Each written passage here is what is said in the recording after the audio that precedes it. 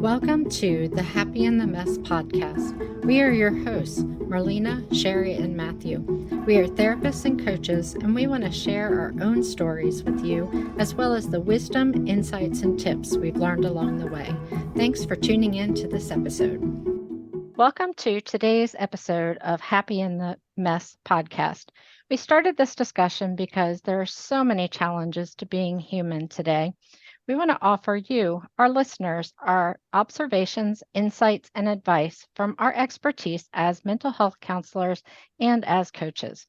We have with us Marlena, our dating and relationship coach, Matthew Morgan, the misfit coach, and myself, Sherry, the couples relationship coach. Today, we're wrapping up our series on burnout. Well, unless we get inspired again, this has been such a big topic. Today, we're talking about how to prevent burnout, so maybe you don't have to get burnout at all. All right, let's dive right in. I can't tell you how excited I have been about this episode. I tend to be a very active person, so I always am on the brink of burnout. So I would love to have this insight of how to avoid it. All right, so I thought we'd start out with just a suggestion from each of you about how if you have a daily practice that helps you refresh and rejuvenate when you're feeling depleted. Absolutely. I have a meditation practice I do daily, almost daily, and I have been using it for years. It has helped me get through my exams in grad school with ease instead of sweating. And it has helped me. It sort of sets my day up to be successful. It's about 20 minutes of a lot of different breathing practices. And I just sit there and I breathe, and it helps me process emotion. It also just calms me down for the rest of the day. And if I don't do it, I really notice it. It truly is extremely helpful. And I only don't do it if I'm really struggling with allergies or actually breathing due to respiratory illness. But otherwise, I sit down and I breathe, and it's lovely. Breathing is always good. Matthew? Absolutely. I think for me, it's almost the opposite. I love the morning routines. I think they're great. I definitely recommend them. For me, one of the things I've noticed is I really need to, at the end of the day, find a way to wrap up. And I would say that it feels a lot like the garbage of the day is just all over you, or all over me. Um, so one of the things, just because of the way our schedules work, I let the family kind of go to bed and do their thing. And a lot of times I'll just, and it depends on how it is, but I always try to check in and just kind of say, what do I need today? And that can look different ways. Sometimes it's reading. A lot of times it's coming down, actually back down to the office area, and grabbing my guitar and playing a little bit. And nothing structured, just kind of letting it flow.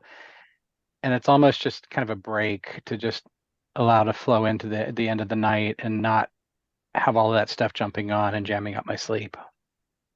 Yeah, but that helps your sleep a lot. One of my daily practices is that at the end of the night, I will pray a prayer of thanks, and I will walk through my day and try to name everything that I had to be grateful for that day, even getting into the nitty gritty, like a house, a safe car that can get me from place to place. So really getting into the nitty gritty of that. All right. So I am curious about this. How is preventing burnout different from recovering from burnout? Is it even possible to avoid burnout? That's a great question. I'm not really sure if it's possible to avoid burnout. I'm assuming it is. I'm assuming not every culture works as hard as this particular culture, as far as I don't want to say office culture, but we definitely have a different sort of our days don't necessarily go with sun up, sun down. It's not necessarily agricultural, but although there is some of that going on. But I'm curious, Matthew, what do you think? Hmm. I my brain says it should be possible. But I think I think a unicorn should be possible too. I don't know that I have seen it. I can't say that. I've seen some people who just really live a well-balanced life, and are able to do that. But I think it's just a natural human tendency where we have ebbs and flows, and we have those times that we push maybe a little bit too hard, or we take on a little too much, whatever that may be. And we just have to kind of respond to it. And I think prevention looks like catching that super, super early, or having practices in place to keep that from going on. Mhm. Yeah, I agree with Matthew. It's kind of learned by trial and error. I mean, I think that we're never balanced, we're always balancing. And so, we may go to one extreme and it may feel fine and okay. And then that will alert us to the fact that we need to come back to a center or do less of something. But I do think there's preventing it and recovering from it are different. Absolutely. Preventing to me looks like setting up, preparing ahead of time, a lot of preparation so that I have some boundaries with work in particular. That's usually where I tend to burn out the most. And one of those ways that I practice is just making sure I have like what I call travel time, even though I don't commute anymore, but like having space between one thing and the next thing, 15 to 30 minutes at least, so that I'm not rushing about. I cringe at the way I used to live pre-pandemic, like just one thing after another and racing from one thing to another. Like I never want to live like that again. I think the pandemic is one of the things that prompted us to choose our topic, not just today, but in general, because I really think everybody came out of the pandemic with some level of burnout. Mm-hmm. Absolutely. Our- I love that idea of travel time, Marlene. I like you just connected a couple dots even in my head. When I was back in the dark ages, when we left the home and would go out to the office, some of us still do, but when I did that, there was that natural ebb at the end of the night, just to have that decompression time. And I remember that I would oftentimes just originally it was park in the driveway until my kiddo found out what I was doing, and then it was park around the the corner there, and I would just spend some of that meditation, the gratitude time, and do that. And yes, pandemic, and now commuting 12 steps to the office, I don't have that as well, and I think what we can do is build that in and build that in at the end of the night or in the day, Mm-hmm. and just say, hey, I'm going to take this time for me here. Yeah, Those and are it's some really those go are ahead. some great tools from each of you. So I'm curious what other tools you have or what other ways to prevent burnout so that, we don't have to live through that. Well, I think letting ourselves off the hook a little bit. I think it's unrealistic to think that we can um, be on for so many hours a day. I was reading this really great book called The Art or In Praise of Wasting Time. And he talks about how it's actually productive for us to do nothing and to stare off into the distance and for our creativity and for our genius and for everything and for restorative practices. And like, when in American culture do we really schedule time for absolutely no thing? And but he argues that this is essential and that we really only have 3 to 4 really juicy hours of creativity a day. And so to expect that I'm going to be on and creative for more than that is unrealistic. And so and not to say that I'm lazy or calling ourselves names because we are choosing to do nothing. It's actually inherently needed. Yeah, those are great points. We really don't have much time to goof off. I know I don't. And that time is restorative. As I was listening to you, I was thinking about how tired my eyes have been lately, and I'm supposed to look off into the distance to relax my eyes from looking at the screen, and even finding time to do that is really a struggle. Mhm. And I think just look at nature. Look at what nature does. I mean, even people who are in more even climates than those of us who are a little bit more northern, and well, of course now people southern are getting to experience the whole seasons too. But we have these seasons. We have these times when things shut down and start to, just die off or prune away, and we have times of growth. Nature does this on a yearly basis. It does it on a daily basis with when you just look at things like this. And that idea of why should I be different? Why should I be very binary on or off? I need my seasons, my time of day. I And I love think that. Yeah. yeah, I think that's really when you're looking at burnout, look at those activities, pick things that have different energies with them, pick things that are variety of what you do. Not everything always has to be work. It doesn't always have to be productive. Like you were saying, let's have that leisure time. Let's have that connect time, creative time, whatever it may be. Playtime. Yeah. Playtime. No, yeah. Something with no objective, you know. I totally agree that nature is a great example of that. And if you have pets, they're a great example of taking rest breaks. They don't worry about work. I mean, granted, they don't need to, but they take plenty of rest time. I love that. They just remind me to chill out. Now, I'm thinking of how I was raised, and it very much was do your work first, and then you can play.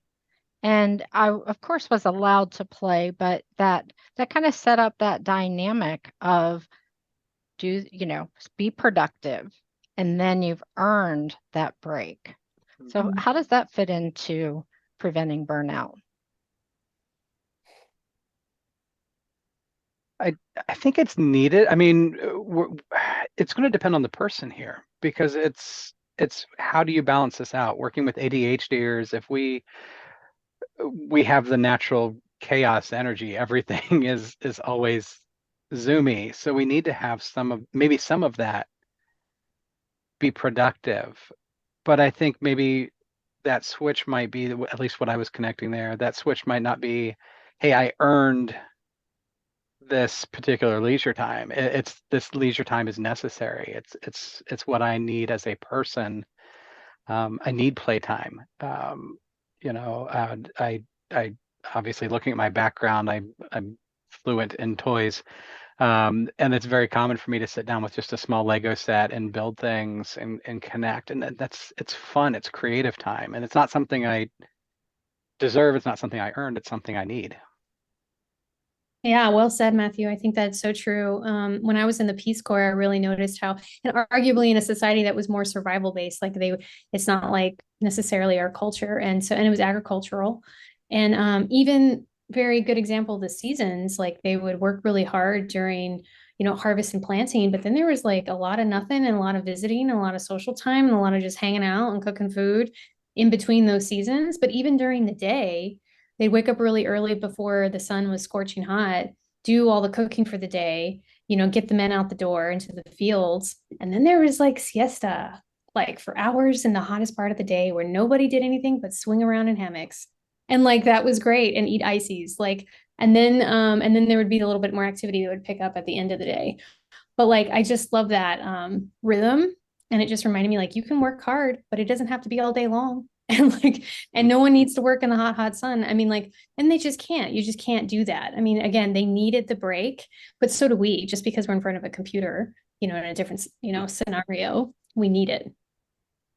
I think for those of us who don't already have a practice that's play or rest, what you're suggesting sounds a little scary or a little bit intimidating. So, do you have any advice for starting some of these practices? Do it scared. No, I just Yeah. that's Amen. and it sounds silly. It's very Bob Newhart-ish. Let's just stop it. But I think that's leaning in. Like it does feel weird. It does feel awkward. Um, when I was working with my coach this week, so major shout out to her because one of the things that we really worked with was who said these things, right? Who said that you can't play? Who said that you can't have dessert before dinner or what? Like we're adults, we have that ability to choose those things. And I think maybe testing some of that, testing okay, what's it going to be like to play today? Am I still going to be productive? Am I still going to get things done? Mhm. Um, so there's nothing wrong with maybe just even experimenting and giving it a try. Yeah. Yeah, I love that. Do it scared. If you work for yourself, you get to make the rules, you can change them. If you work for others, though, and I worked with clients who struggled with this, and when they decided they wanted to leave that company and when they were interviewing with new ones, they really wanted to look at the work-life balance and know how the company valued true time off. Did they actually encourage it? Were they going to be stuck in the office until all hours of the night? I mean, I have had clients who've had to work insane hours for companies with no help. And that's just not sustainable. And if you want to retain your workforce, but also like, do your values match the company you're working for? And if you work for yourself, like, and you value work-life balance, like, how are you creating that? I mean, it's just a reflective process. And I know it's harder for some to implement that on their own if they don't have control over their schedule. But ultimately, you can choose your job too. Mhm. And I think that starting small, just starting with what you can handle. Rest doesn't have to be taking off the whole day. It could be taking off 10 minutes or stepping outside and getting a breath of fresh air. And play could be, getting some crayons and drawing or Mm-hmm. something else that maybe you would have done in childhood, but as an adult, you wouldn't think of doing. Mm-hmm. Dancing in my living room is a favorite pastime of mine. Just with or without music, it doesn't matter. Um, and going back to, not forcing yourself when you really don't have the creativity or the, there's a different type of energy that's required when you're like managing a project or creating a project or working with a client or doing the laundry or cooking. Like for me, sometimes I can't see another client, but I can cook, and that's like a break for me and I enjoy that. Or I can start the laundry and I'm not asking my mind to do things that it's just really not up for doing because I will spend hours being unproductive, forcing myself to be productive. And that's like wasted time. And not only did I not play and I did not rest, I just made myself even tireder. So that to me is like a surefire way to burn out. But also like creative waiting for inspired action, I think can be something really hard, but something nice to hone in on. I'm really big on intuitive hits and like when it's not there, don't do it. But when it shows up, you're able to be more productive in so much less time than if you had tried to force it on a day when inspired action didn't show up. Yeah. I like Yeah. that. I used what came to mind with that when I was writing, was working on my book. And what I would find is that I had energy for certain scenes. I could write things, or I had maybe an editing part, but I also had certain scenes that just they struggled. I would hit this wall and just lay there staring at the screen and like, oh my goodness, why can I not get this? And what I learned is I just put 5 asterisks there and I'm like, so and so needs to do this, right? And so I would just sum up whatever it is to make sure that I got the characters from one sequence to the next. And then I would just start where the creativity was rolling.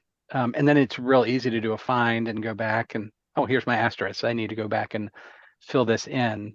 And I think maybe even living our lives that way of just, I don't have the energy for this, so I'm a huge fan. Everything is live or die by sticky notes. We'll give it the generic term. Um, everything is, let's put these, put it on this. If I can't do it, it goes there. And that way I maintain my energy flow of where I'm at. Mm-hmm. I do the same thing that when I'm working on something, focused on it, I have a pad of paper next to me or my list of things to do so that I can put those things over there and they don't distract me. Mm-hmm. All right, so what do you do when the people around you see these self-care things as selfish or lazy? Mm.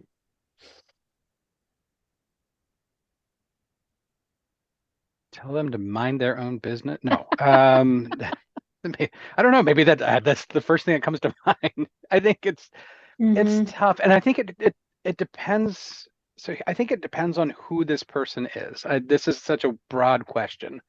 So if it's a loved one and this person maybe has concerns, this is a great time to sit down and talk with them about needs and what this looks like. My first inclination is when somebody goes up and one spouse is sitting on the couch having leisure time and the other one sees the dirty dishes, and there gets to be some friction there. And I think a lot of times being able to communicate. Um, but if this person, the phrase that I use typically with this is, has this person earned the right to speak into my life? If somebody's looking at my social media and saying, what were you doing at that convention last week when you have stuff to be doing? You know what? That's a great mind your own business thing. You've not earned the right to speak into my life because it's not, you don't understand what I am and what I'm going through. So I think that there's a both and answer there. Mm. Having good Um, boundaries of knowing who to listen to. yeah, Marlena, what were you? I know you had some thoughts there too. Yeah, I was just thinking about like in an employee-employer situation, perhaps the employer, I remember what was it called during the pandemic? They're like, oh, the mass quitting or something.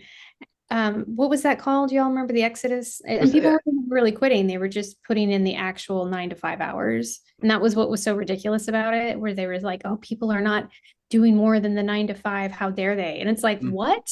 I was shocked. I was like, finally, we've learned how to like not do ridiculously more because studies showed that during the pandemic, people worked more hours, but were actually less productive. Um, I think the evidence speaks for itself. And there was a recent study on the news. I don't know if y'all saw this, doing a mass study on a 4-hour work week, and productivity went up, really like shot up like over 30%, and revenue for the company went up. I mean, like, I feel like this is the 4-day work week. Did I say 4-hour? I meant 4 You day. said 4, yeah. 4 day. Okay, I meant 4-day work week. 4 hours, great. I'm all for that. Well, I think we could probably be really productive in just 4. That's all we had to do.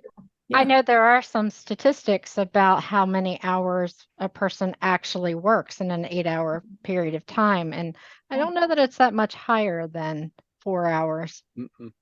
No, we're just not at our best, and we're not meant to be, which is a really good point of reflection with this conversation. Is like, well, then how else could we spend our day? I think too, it's nice to think like, how else would I like to spend my day if I wasn't working all day, and allowing myself the permission to do some of that.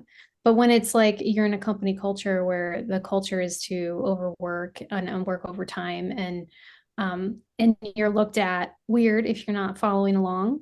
Well, I mean, I would look at your contract first to see if that's even allowed, and if it is, Matthew's, what he said, none of your business. Like if if the consequence is I'm not getting fired just because I'm not going to work weekends and overtime at night, then so be it. It takes some courage, but it can be done. All right. So you're saying that taking time to play and rest is not selfish or lazy, even if people tell you it is. Yes. Yep. Okay. I think people wear their busyness like a pride, like a badge of honor, like in our culture. Look how busy I've been. Look at how much I've done. And I've been guilty of that for a long time. And now I'm like realizing how sick that is. Look at me. I'm getting really sick. All I do is work. I'm very, very one-dimensional being when all I do is work. We've had those conversations, a lot of the Facebook polls, especially for therapists, but coaches too, or, hey, how many hours do you work? And there have been, I noticed for me, there was this change of this is what I work, but this is not, and I always make sure I preface it. I'm like, this is not ideal and it's not healthy. And I'm trying to fix this right now. Because I think there was some of that push that, hey, you need to be so productive, especially in therapy. Productivity is the value of a person, I think a lot of times is what it's seen as. And I always had to, I've been working very conscientiously at reversing that trend of no, this is not healthy, and I'm trying to work down to something more manageable. One of the aha moments that I had, sometimes I'll play these little mind games where I'll like calculate something. And I calculated how much time it takes me outside of session to do one therapy session. And I was shocked when I came up with the number. So I'll share with you guys. I know some of the audience this may not be as relevant to you, but for every hour I spend in session with a client, I spend 30 minutes outside of session doing all the things that need to be done in order to support that. So when I realized that, it made me look at the number of hours I was working very differently. That's a great, and I think that no matter what profession or audience is in, I think that's something that has to be calculated. What is the true cost of this? I remember when we were sending students to school, it was, hey, for every credit hour you're taking, there's going to be 2 hours worth of homework. So everything needs to be by, basically multiplied by 3 in order to really understand that.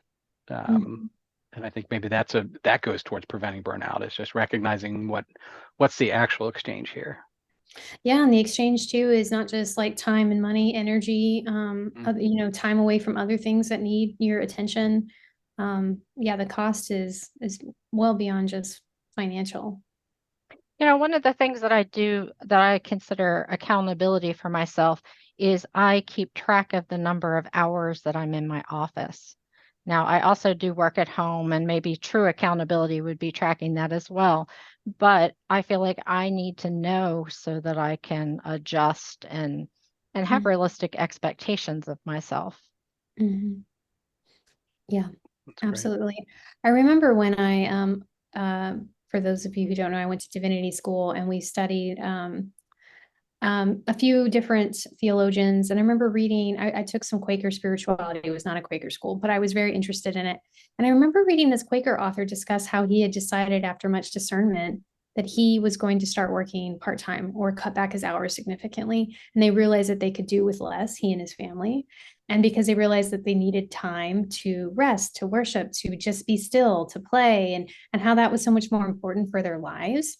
And I was so struck by it. It was like the first time I had read that someone professional decided to do that and just make do with less. And they were much happier with that decision. Mhm. And I was so like, I just admire the Quaker spirituality so much. They so honor stillness and meditation. Anyway, I just love that. And I just want to share that too, like this goes in line with my own spirituality. Like it is important for me to have that space. Otherwise, I can't hear spirit. I can't hear source if I'm busying up my day. And thinking that I have to do it all is counter to my spirituality too. Like I do believe that something greater does their part too. And I don't have to, I'm not supposed to do it all. I'm not supposed to effort all day long. I'm not supposed Yep. to effort all day long. That's such a great phrase. That needs to be a t-shirt. Somebody get the marketing department on this. All right. Well, thank you so much for all these insights. I wonder if you have any last thoughts to leave the audience with about preventing burnout. I think what has come to mind for me, and this has been an ongoing thought, and my intern is going to receive the brunt of this when she comes back from vacation. But I think one of the things we're playing around with is this idea of having a pet project at work. So regardless of where you are, I think maybe it would be great, and this has to be employer really driven, but I think it would be great to cut back on, for a lot of people when they can, cut back on those one-to-one or that intensive stuff and give somebody a pet project, give them time to play and add value with whatever's in accordance with what's inside them. And I think that really that has resonated with me. And I know it's going to look different for everything. But that's one of the things I want my intern to really do with my practice is find that thing that brings them energy, so that we can pad this a little bit better. It's good that you're setting up different expectations for them. Maybe they'll be better able to balance things. I hope so. He's just Marlena? happier in general. Yeah, a couple of different things were coming to mind. One is that like only you can hold your own boundary. You can't ask your other people to hold your boundaries for you, including your employer. Like if they are allowing time for you to have a lunch, then take it. No, so holding your own boundaries with time off, rest, leisure, play. The other thing that comes to mind for me, for those of you who are spiritual in nature, just this idea that I believe that I co-create with the universe, and so like allowing the other person to do. I mean, like I don't think of spirituality as or God as a person, but like them doing their part too, so that I'm in relationship, a cooperative relationship, rather than like I said, me efforting all day long. So like trusting that when I take time off, that doesn't mean things aren't happening behind the scenes. It's kind of like when I plant a seed, I don't like dig it up and be like, why haven't you grown yet? And stomping on the ground, grow faster. No, I mean, trust that like it's growing, but I don't have to keep doing it all the time. Like things have a way of coming about if I would just trust and let it happen. Well, I feel really inspired by you guys. I am in the middle of a transition where I need to look at where I'm spending my time and what is the best use of it. And so I'm going to keep all of these ideas in mind as I try to do some big things without getting burnt out. So, where can people find you and what are your latest projects? Matthew? We're doing a burnout for ministers in particular, but also going to lean a lot more towards spirituality for those who are struggling with some of those issues going into the new year.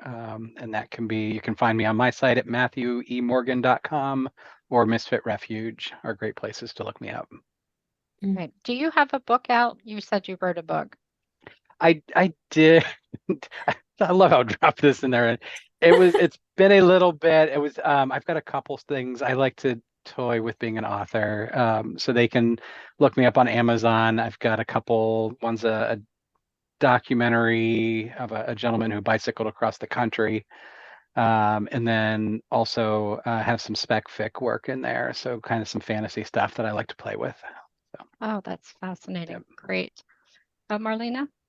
Yeah, you can find me at coachmarlena.com. I am a dating and relationship coach, and you'll get some free guides if you go there. And if you wait to the end, you can you can schedule a 20-minute free consult call to discuss your needs. And if you want to do some one-on-one work. Yeah. Yeah, and I know that's really good work.